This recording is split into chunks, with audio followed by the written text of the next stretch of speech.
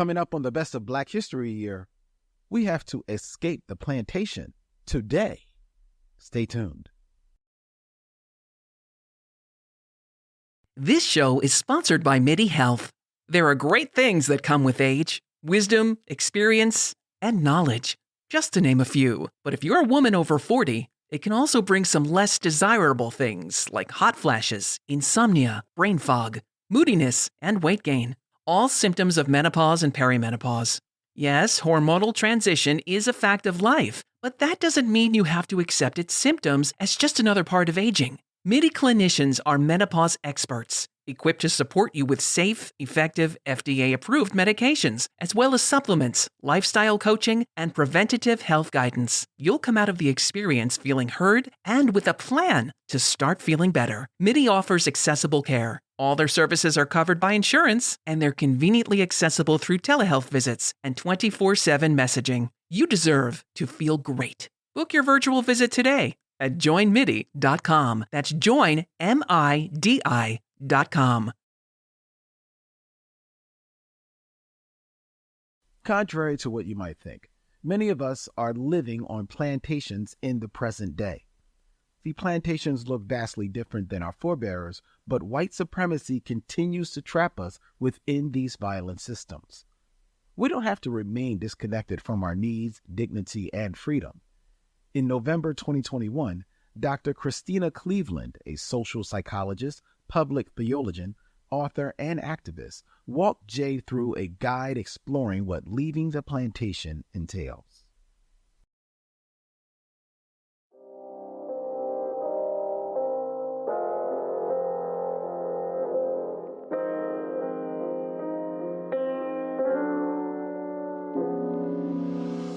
Imagine it. You just came off an 18-hour workday. It's 5 in the morning now. You have to get up. You got to go to work despite being depressively exhausted. The labor is backbreaking, physically, mentally, emotionally, spiritually backbreaking. And though you need to sleep in and take care of your well-being, you ask yourself, how will I survive if I take space to nurture myself? What violence awaits if I choose freedom? I'm Jay from PushBlack, and you're listening to Black History Year.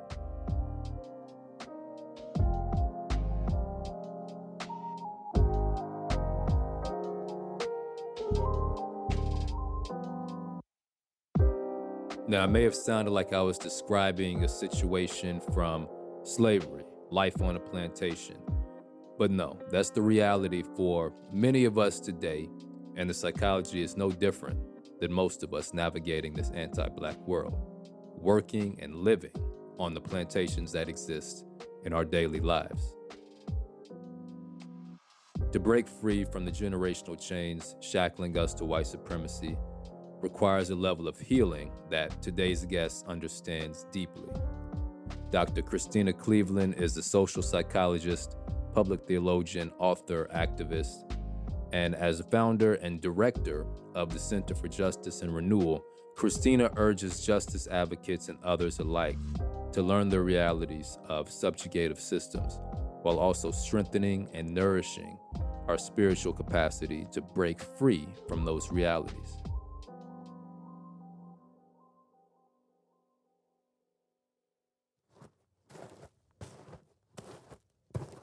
Veiled by the low-hanging trees of a Memphis wood, Mary trekked through mud and soil as fallen branches scraped against her knees. There was nothing more she wanted than freedom. The lashes on her back, the silencing of her thoughts and feelings, the constant fear of what was next, led her to plan a great escape from the plantation.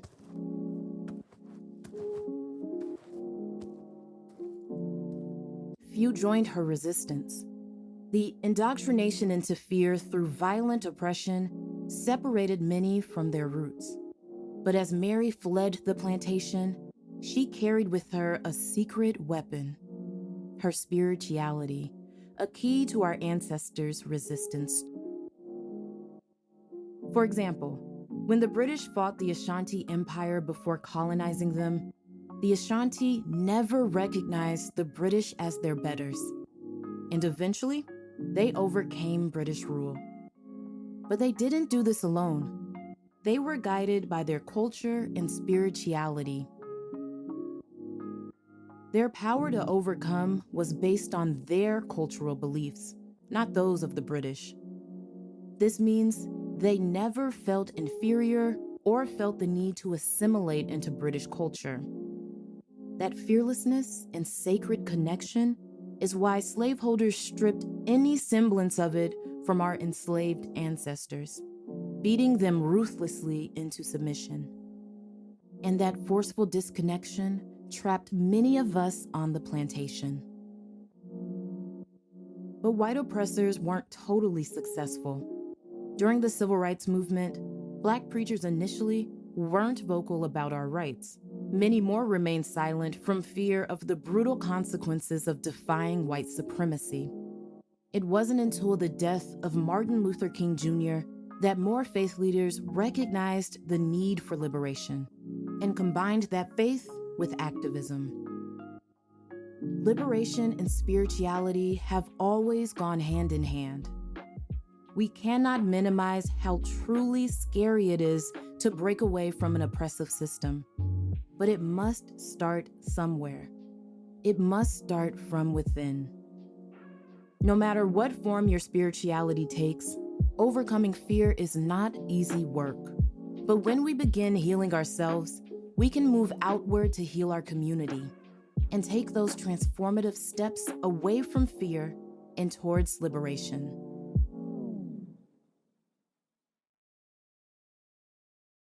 Christena, thanks for joining us today on Black History Year. Could you tell us, what does Black liberation look like to you? Thank you for asking that question and for having me on. Black liberation is being free in every way, economically, socially, physically, to move into our divine birthright as ancient and current Black people who are designed to just thrive. Christena, what does your work do to help push us towards that vision of Black liberation that you share? Yeah, I lead a small organization called Sacred Folk, and our tagline is Black liberation for all people. And so we center the Black liberation story in our work, and we use storytelling, psychology, theology, and practices to help us connect with our divinity and also connect with the fears and the anxiety and the stress that's preventing us from walking into that. So it's all about awareness of just what's going on around us. How can we have a sociological imagination, which is an understanding of how the structures of society impact us. And so we bring ourselves into that conversation so we can become aware. So then we can start to say, okay, so what can we do communally and individually? Dig in a little more. I'd like to know what that looks like. Yeah, we recently just completed an e-course that's now available for people to do as a self-study that is called Liberating the Mind, Body, Spirit from White Supremacy. And really it's about looking at, how have I been formed to be addicted to this capitalistic model of working? How have I been formed to consume what society says about me as a Black person? How have I been formed to develop spiritualities that support some of those systems of domination and subjugation? And what does it look like for me to take hold of my own identity as a Black person and start moving towards liberation? And so we go through 5 different stages of Black racial identity in that process and look at what are the fears at each stage that keep us there. What am I afraid of? And then what sort of spiritual practice and psychological practice can I pivot to so that I can move along into becoming who I was really designed to be? It's really fascinating, and it sounds very valuable to our community. And when you were speaking, it made me think of this concept that I just recently learned about within the past couple of years, the Black racial identity development concept. Is this course connected to that, or is it a framework that you've developed outside of that? Yeah, that's a great question. It's connected to that. My background as a social psychologist has put me in conversation with lots of theorists who look at racial identity development. And these come from a critical race perspective, this idea that we all are immersed in this white supremacist anti-Black culture, and it affects all of us, whether we're aware of it or not. And so for many Black people, the starting point is, how have I been affected by this white supremacist culture? And it really varies, right? I grew up in a Black family that was pretty immersed in white culture, but I also know people who grew up in Black families that had a much stronger Black identity. But then you go to school or you go to church and you go to the grocery store and you're exposed to white supremacy. And that impacts us. And so kind of ground zero for Black racial identity is looking at, how am I captive to the white supremacist idea of what it means to be Black? And then the stages move along to more and more liberation from that. So eventually you get to the point where your connection to abundance, your connection to spirit, to universe, allows you to step out of some of those spaces that can be harmful. It's kind of like, it's thinking a little bit about like being on the plantation versus being off. And I know as I started thinking about my life in terms of what sorts of plantations am I on, knowingly and unknowingly, and willingly and unwillingly, and why am I still here in this particular job that's bad for my health, bad for my relationships, bad for, why am I still here? Or why do I feel like I owe it to my family to be in a relationship with them without any boundaries? Even if that relationship is harmful, what is it about what I've been taught about what it means to be Black that says that being faithful to others is more important than being faithful to myself? What is it that I've been taught about being a Black woman, that I have to be strong, I have to be stoic, nothing can affect me, I can't show emotion. If I show emotion, maybe anger, but I can't be soft, I can't be vulnerable, I can't have needs. These are all constructs that have been passed on to us. And the process of Black racial liberation is teasing apart what's been taught to me and what's true and what's holding me back. And how am I staying in some of these situations? Because I'm afraid to leave. I'm afraid of what will happen. And so, it's, in some ways, it's similar to what my ancestors experienced. I mean, there's a point at which you recognize I'm on a plantation and this ain't right. And then the point where you're ready to leave. The liberation journey is everything between those 2 points where you finally realize, okay, wait, something's not right. I don't deserve this. I'm too sacred for this. I'm better than this. But then we have all these fears that keep us in there. And they're legitimate fears, right? It's not easy to be a Black person. It wasn't then, it isn't now, right? So it's not easy. We have concerns. How am I going to make a living? How am I going to have security? How am I going to have close family ties?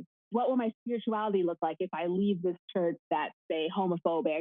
And so the question is, how do I get to the point where I am not just aware, but I'm empowered to move out of those spaces in that plantation? Worried about letting someone else pick out the perfect avocado for your perfect impress them on the third date guacamole? Well, good thing Instacart shoppers are as picky as you are. They find ripe avocados like it's their guac on the line. They are milk expiration date detectives. They bag eggs like the 12 precious pieces of cargo they are. So let Instacart shoppers overthink your groceries so that you can overthink what you'll wear on that third date. Download the Instacart app to get free delivery on your first 3 orders while supplies last. Minimum $10 per order. Additional terms apply. Have you ever wanted to learn another language? Maybe it's something you've always wanted to do. Or maybe you're planning a trip abroad, but trying to memorize endless vocabulary words never works. That's where Rosetta Stone comes in. For over 30 years, they've been the trusted experts in language learning, helping millions of people get the chance to learn different languages. Rosetta Stone immerses you in the language from day one. No English translation, so you truly learn to think, speak, and listen in that new language. And they keep the process simple. Whether you're on your desktop or learning on the go with their mobile app, it's all about flexibility. So don't put off learning that language. There's no better time than right now to get started. Listeners can get Rosetta Stone's lifetime membership for 50% off. Visit rosettastone.com/rs10. That's half off unlimited access to 25 language courses for the rest of your life. Redeem your 50% off at rosettastone.com/rs10 today.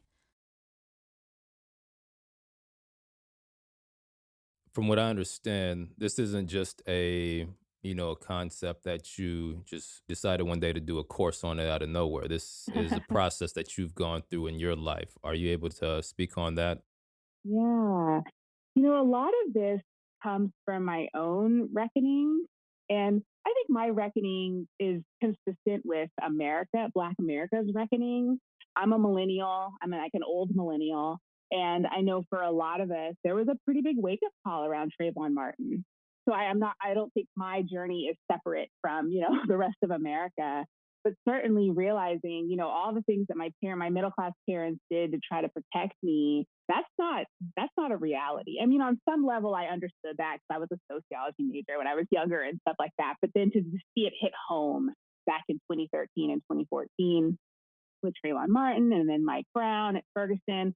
And so for me, my own journey towards racial liberation has coincided with what's been going on in the US, and also me recognizing I'm in these spaces. I'm in these toxic work spaces. I'm in these other professional spaces. I'm in some spiritual and relational spaces that are not free. They're not designed to help me thrive.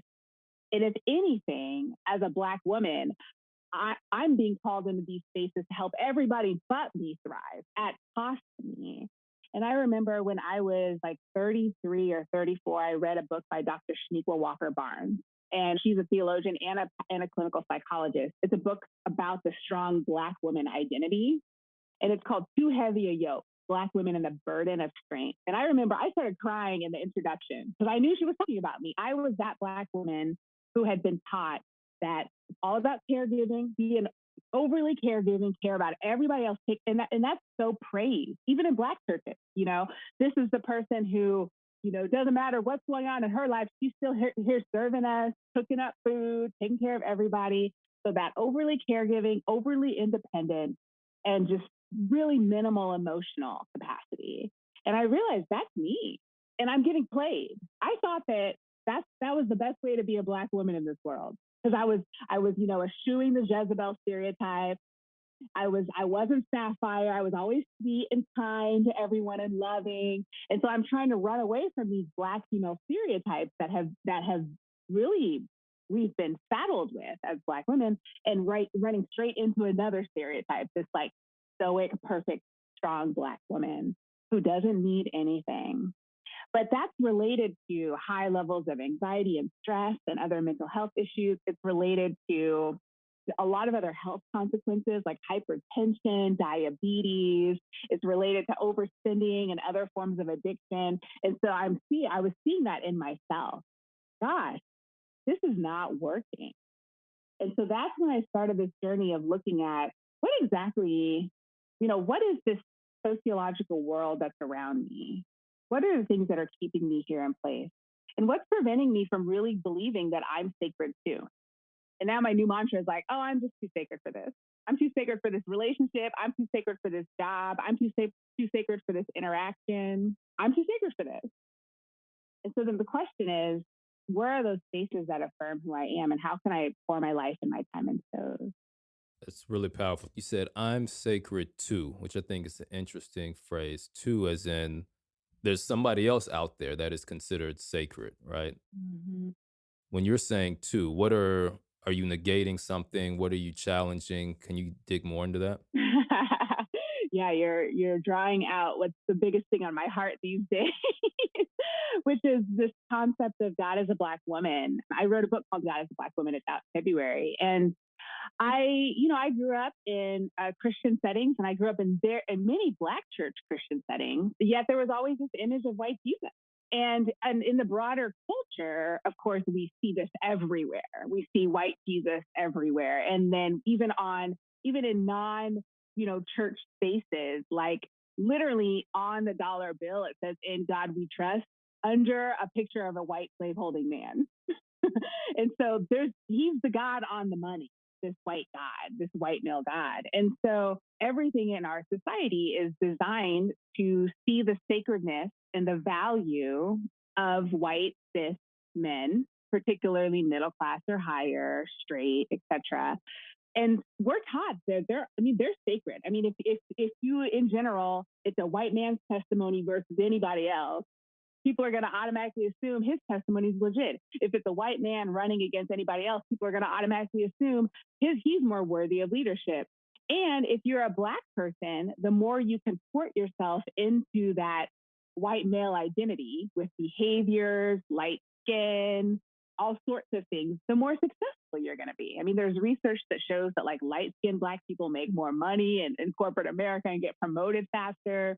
There's research that shows that people who conform to white supremacist standards of beauty, whether it's smaller nose, smaller lips, straighter hair, tend to get like even like lower sentences when they're sentenced for some sort of crime.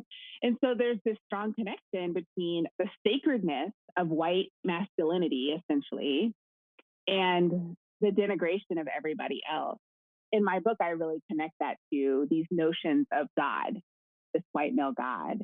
And at the bottom, who's the complete opposite of white male God? Black women. And so we kind of labor and languish at the bottom of this social and moral pecking order. And if you look at the way Black women are treated, a Black woman who is socioeconomically oppressed and racially oppressed and gender oppressed, who dares to ask for help, is called a welfare queen. That's a moral statement being made about Black women who need help because society hates us. And if you look at research on little Black girls in elementary school in every single state, all 50 states in the United States, little Black girls are punished at least 5 times more and more harshly, more often and more harshly than white girls for the exact same grievances. And so at every level, Black women are seen as immoral, lazy, weak, a burden. And that's the opposite of the way white men are seen. And so for me, a big part of my journey has been coming into contact with a divine who looks like me, talks like me, acts like me. I went on a 400-mile walking pilgrimage across central France in order to encounter 18 ancient Black Madonnas. They're like 1,500 years old, 1,000 years old, and they are just fierce. And they all have different stories and names. And that was part of my journey of just seeing, oh, wow, God looks like me. When you think about businesses that are selling through the roof like Aloe, Allbirds, or Skims, sure, you think about a great product, a cool brand, and brilliant marketing. But an often overlooked secret is actually the businesses behind the business, making selling and for shoppers buying simple. For millions of businesses, that business is Shopify. Nobody does selling better than Shopify, home of the #1 checkout on the planet, and the not-so-secret secret, with Shop Pay that boosts conversions up to 50%, meaning way less carts going abandoned, and way more sales going. So if you're into growing your business, your commerce platform better be ready to sell whenever your customers are scrolling or strolling on the web, in your store, in their feed, and everywhere in between. Upgrade your business and get the same checkout experience as business powerhouses like Aloe, Allbirds, and Skims. Sign up for your $1 per month trial period at shopify.com/Odyssey Podcast, all lowercase. Go to shopify.com/Odyssey Podcast to upgrade your selling today. Shopify.com/Odyssey Podcast. Do you catch yourself tossing and turning all night and feeling exhausted when it's time to get up? Instead of reaching for that second cup of coffee, you should be tackling the problem at the source, your mattress. But with a Purple mattress, those problems are a thing of the past. Purple's flexible structure rebound with every movement, conforming to the curves of your body with no lag time or sinking stuck sensation like with memory foam. What places Purple a step above your average mattress? The Gel Flex Grid. Their patented material delivers a sleep experience unlike any other, all thanks to its unique column structure. Beneath the concentrated weight of pressure points like shoulders and hips, the flexible structure buckles to create cradling, made-for-you comfort. Simultaneously, beneath broad surfaces such as your back and legs, the columns maintain their integrity, providing total support and alignment. Hello, 40% less pain. And with over 114,000 five-star reviews, you know it's good. Visit Purple.com to find the perfect Purple for you and enter code PODCAST10 to get 10% off. So we've done some stories about these Black Madonna figures. I'm interested, if you could, for our audience, share what these are, what the significance at the time was, and what their significance to you today is and what you think it could bring to Black women and just the Black community in general. Absolutely. Just to give a little bit of context, there are about 450 Black Madonnas around the world. They exist on most continents. I don't think there's one in Antarctica, but they're in Latin America, they're in Africa, they're in Europe, here in the United States. Many of them are hundreds of years old. It's hard to know exactly where they came from. Most of the ones that exist now are in Catholic churches. And so Catholicism has a claim on them. But what's fascinating about them is that many of them existed before Catholicism even existed.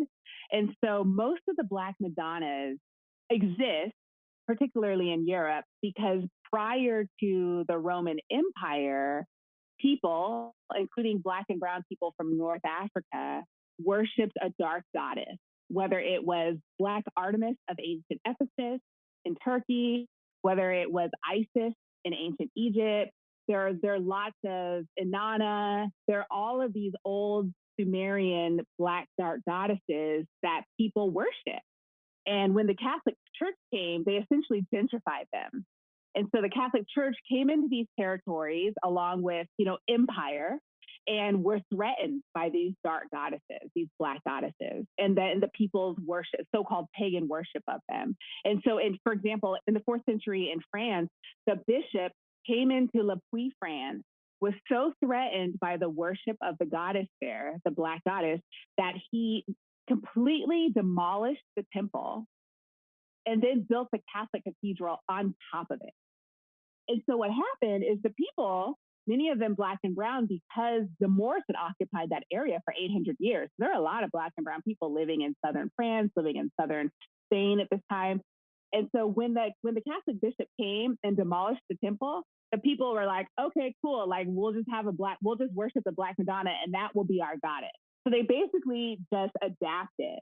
And so it's this sort of syncretism, which is a mixing. And you see that in Brazil too, where it's like one of the Orishas mixed with a Madonna, and that mixing of religions and cultures. You see that all over the world with Black Madonnas, where there's like this existing Black goddess that's worshipped, and then some new, whether it's Catholicism or in some cases even Hinduism and Buddhism. So historically, it's like a little tricky to know, but we do know that for about, for the first 10,000 years or so, people on Earth worshipped almost exclusively a female goddess.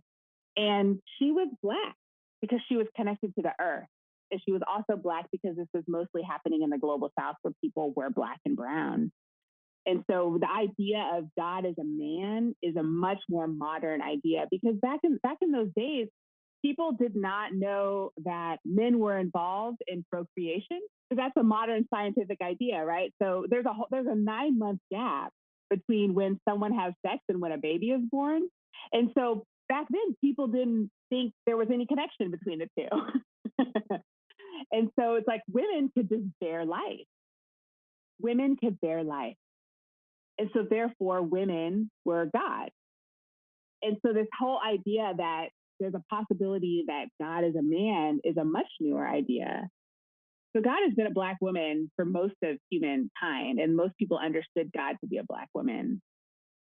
So today, what are the implications for a society that views it in the way that goes against most of human history? Yeah, I think the implications for me have been life transformation. I mean, that's why I'm able to say I'm too sacred for this.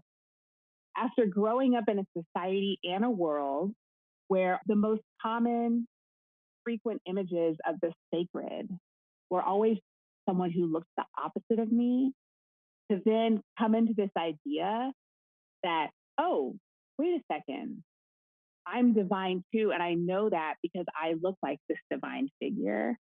That has transformed my whole identity.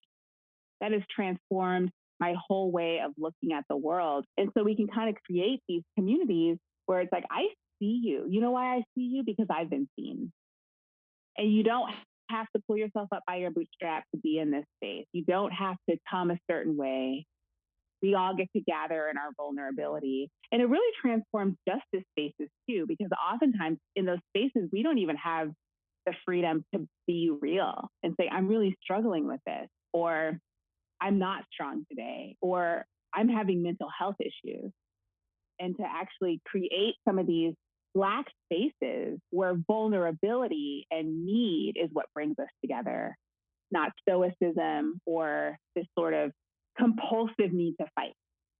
So, and that's like common for most of us as Black folks in America in terms of connection to Christianity specifically. But what you're describing clearly is different than what is described or what is The depicted.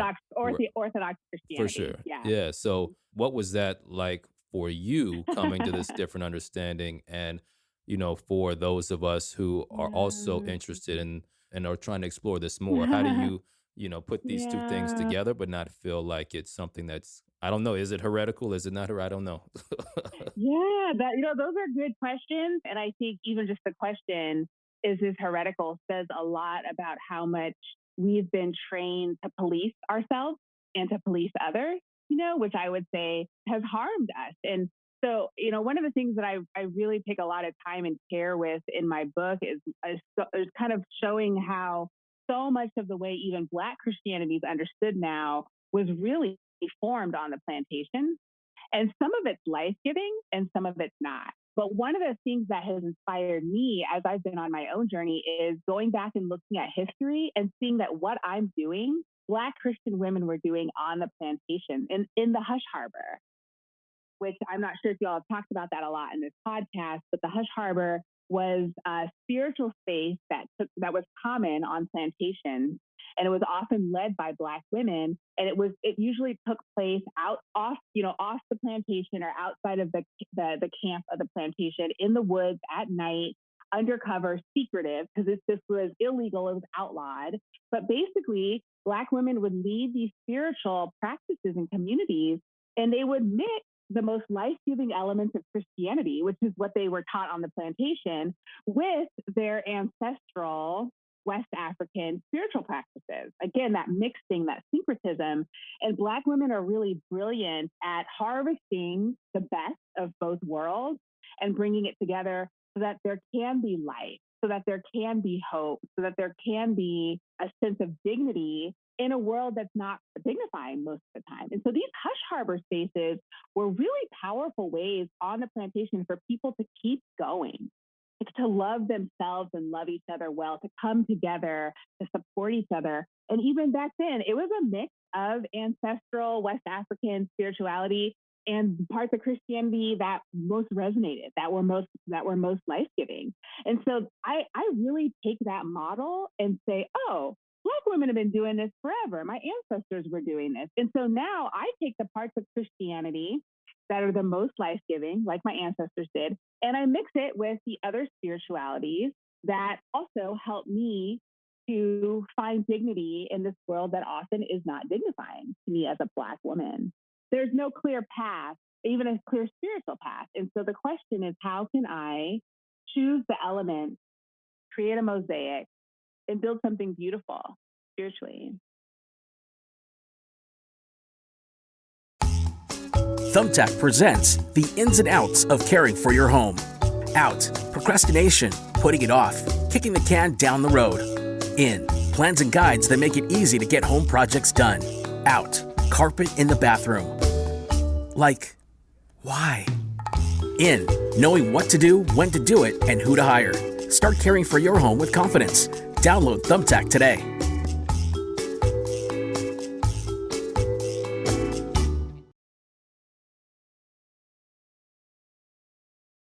I want to circle back now to this concept of the plantation. So today, I actually think the majority of us believe that we are truly free, but I see examples of, us existing on plantations all around us, multiple plantations at once for probably most of us. How do we identify the plantation? How do we know if we're on a plantation? And what do we do to get free from that?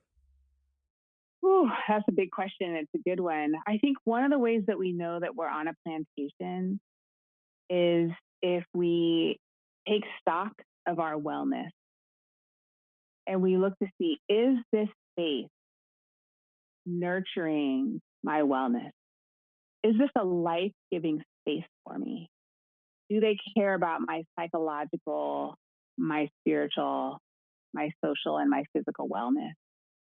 And that could be a relationship, that could be a work situation, that could be a political group, it could be a spiritual group or space, a church, a congregation. The plantation is all about extraction. It's about reducing us to things and only valuing us based on our output. And so anytime I'm in a space where it just seems the value of my value as a Black woman is, what can I produce? What can I offer? How can I heal? How can I add value to this situation, as opposed to, is this place or situation affirming my divinity? That's how we start to know. The challenge, though, at least the challenge for me, was I would have sworn that I was in those spaces before because I was so disconnected from my needs. I was so disconnected from my dignity. And so one of the things that I needed to do first was start to read stories of other Black people who were more connected to their dignity and their needs than I was. So I could say, oh, that's what it looks like. So reading Black theologians who are writing 50 years ago, reading novels and seeing, oh, this is a Black woman who seems to know what she deserves a bit more than I do. And so I look at a plantation space as one that makes it harder for me to connect with that.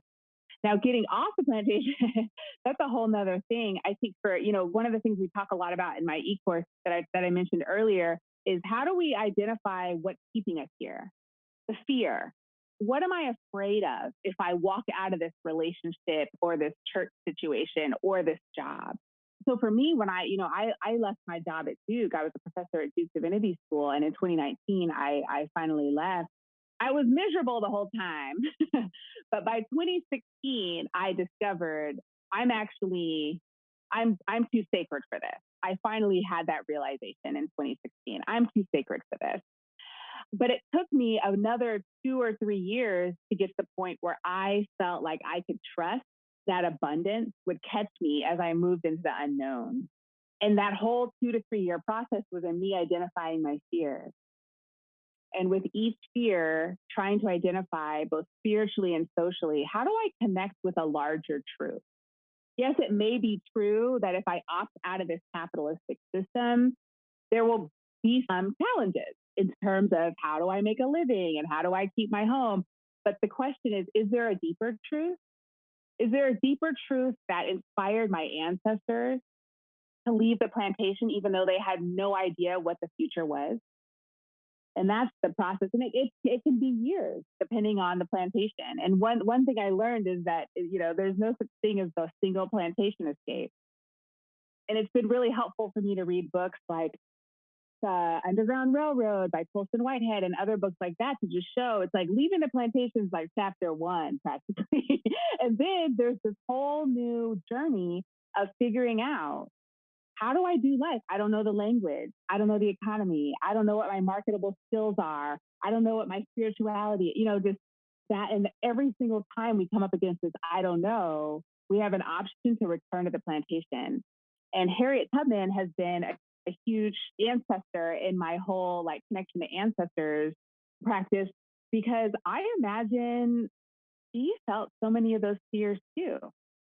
She decided to leave the plantation and she had no idea what was going to happen next. But all she knew was that she was too sacred to stay, and that the North Star would lead her. And the North Star, I would say, is spirituality. So for folks listening, or for those of us who, recognize that we're on a plantation, it's not a matter of just saying, oh, I'm on a plantation, I need to leave ASAP. For some people, that may be what it takes, right? But I would imagine for most of us, this fear that comes into mind, these questions you raise, it is valid, but it's how do you plot your escape? Obviously, most of us can say, I'm leaving, done with it. Everything else, you have real concerns. So you have to plot your escape. And you described I think you mentioned 2016 was when you first started thinking about this, and then 2019 is when you made your escape from that particular plantation, right? Yeah. And, it's interesting because the plantation is so alluring. It's so interesting. I mean, if you even look at our ancestors, right, the vast majority of Black people didn't try to escape and didn't revolt. And that's not because Black people are weak. We are so strong. It's that the entire system is designed to keep you there. The entire system is designed to teach you, to literally put it into your DNA that this is the best you can do. This is all there is for you. So take it. This is the best you can do. And that's why getting connected to my own sacredness was so important for me, because I had to finally realize, oh no, I'm better than this. The system is telling me this is the best I can do, but my spirituality is telling me I'm too sacred for this. And then also, it's not a weakness to stay on the plantation. I want to really, really make that clear. And people who find ways to escape are not better or more moral than others. I think the question for all of us is, how can I be more free?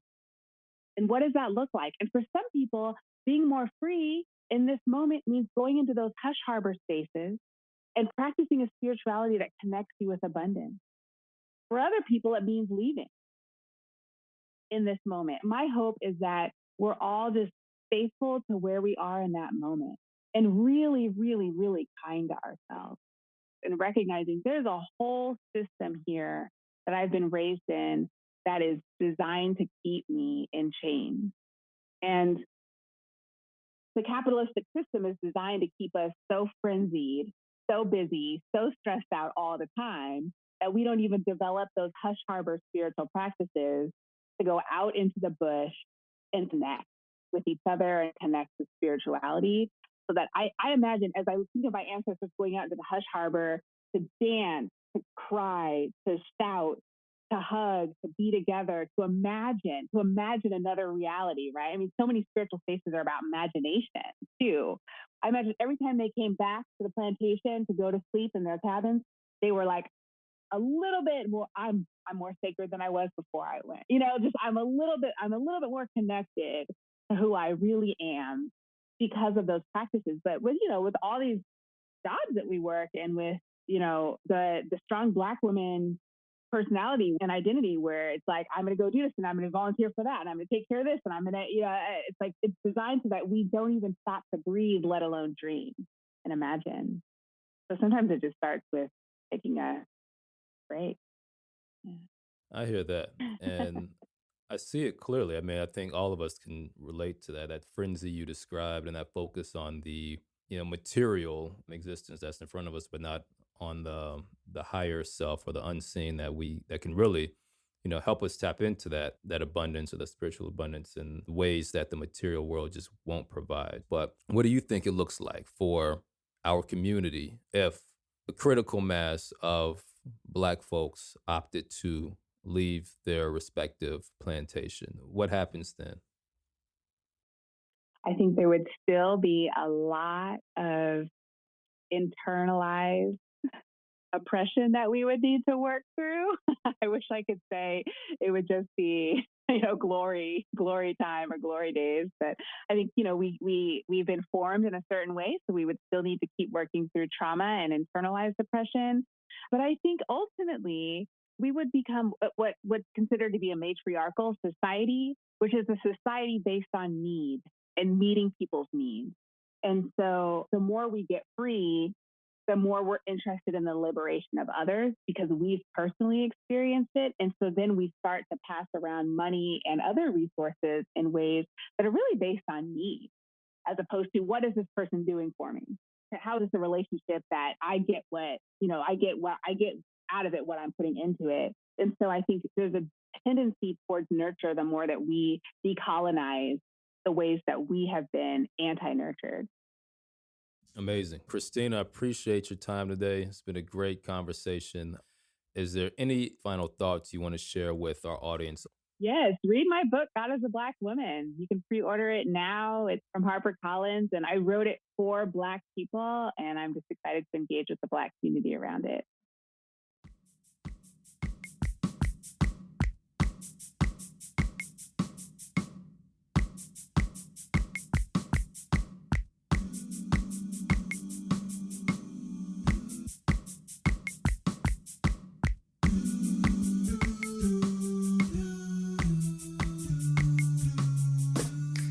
Just like that, we're at the end of this episode of Black History Year.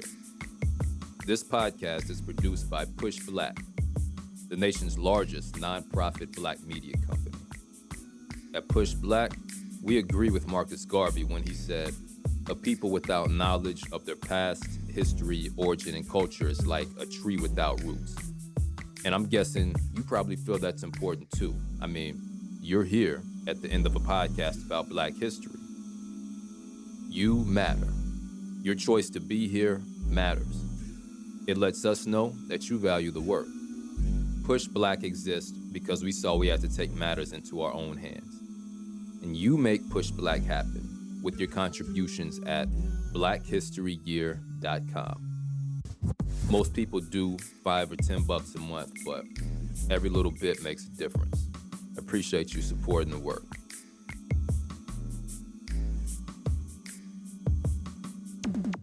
The Black History Year production team includes Tariq Alani, Patrick Sanders, Leslie Taylor Grover, William Anderson, Jareyah Bradley, Brooke Brown, Siobhan Chapman, Tabitha Jacobs, Abani Jones, Brianna Lambach, Courtney Morgan, Zane Murdoch, Aquia Tay, Tasha Taylor, and Darren Wallace.